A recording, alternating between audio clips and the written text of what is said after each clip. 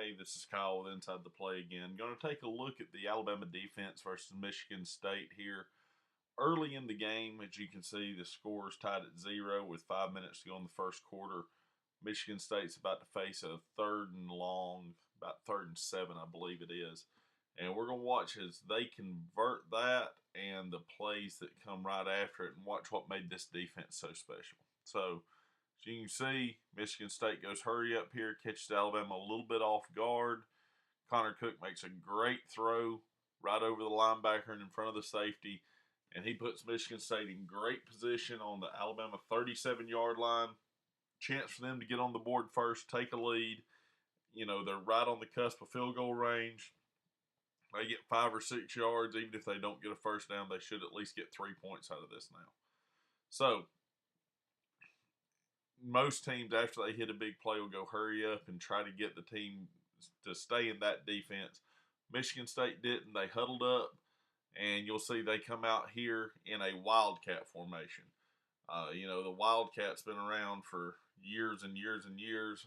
Really popularized a few years ago with the Dolphins, with Ronnie Brown. They also had Darren McFadden running a lot at Arkansas. But and obviously Mark Ingram ran it to one of his major Heisman moments against South Carolina. But the Wildcat it's a dangerous type thing to run. As you can see, they're in a 3-by-1 set with a Wildcat quarterback. But because this guy's not really a threat to throw the ball, you can see Alabama comes out in a 3-4 defense, the base 3-4. 3 down, 1-2. Their 2 outside backers walked up on the line, and they are in 0 man because there's 7, 8, 9, 10, 11. There's all 11 defenders. Man to man, he's man to man here, man to man here, man to man here on the quarterback, that's Connor Cook there. And all they're going to try to do, as they took this, he's really a tight end, but he's a wing. They're going to motion him over. They're going to try to run a little quarterback stretch and with the Wildcat QB get him to the edge here. Okay, so once again, like I said, they're getting close to field goal range. They know how good this Alabama defense is. If they can get about 5 or 6 yards, they should be able to at least get a field goal out of this. So it's a dangerous play in that you don't have to respect the pass, but it's a chance to pick up a few solid yards. But with what they're going to do, Alabama knows what they're going to try to do when they motion this guy across to set the edge.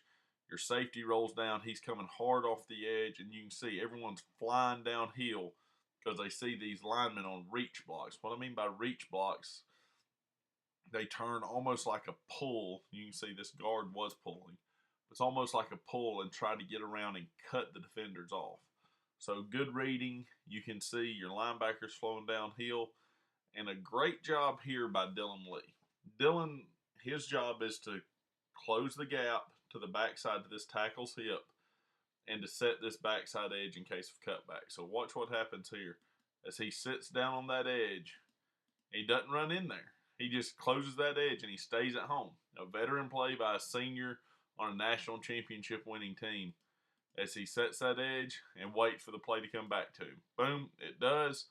Great play. Sean Dion Hamilton helps him clean it up.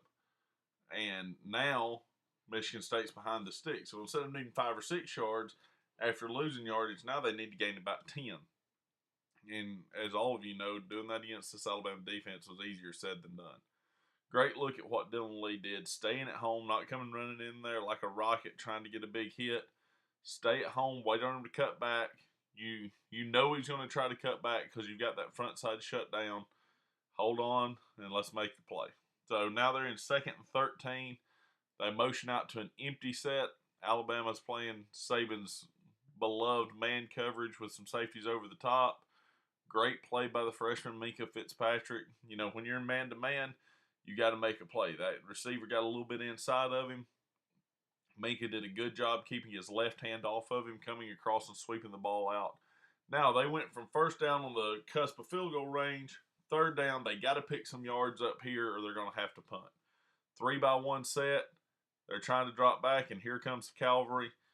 And he wasn't the only guy to get beat by Jonathan Allen and Tim Williams this year.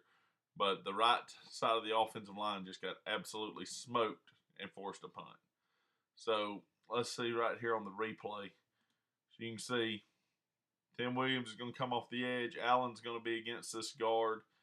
And Williams is just going to embarrass the right tackle. And, say what you will, he did it to a lot of guys this year. And he'll probably do it to a lot more this year, and he'll do it for a lot of years in the NFL. As he comes off the edge, slaps the hands, gets around the edge. Allen beats the guard over the top. And with Ragland coming on the backside, he had nowhere to move. And just like that, Jonathan Allen beat 2 blocks there. It's just vicious play by a great defense that took. And, you look at this right here. 4th and 20. They had 1st and 10 on the cusp of field goal range. 4th and 20. They line up to punt it. Just a great look at what the Alabama defense did last year in a game that most people think of as a blowout. But while it's still close early in the game, it's a scoreless game. They took almost a certain field goal off the board, forced a punt, and we all know what happened after that. So if you guys got any more stuff you want to see, just comment on it, and thanks for coming and watching.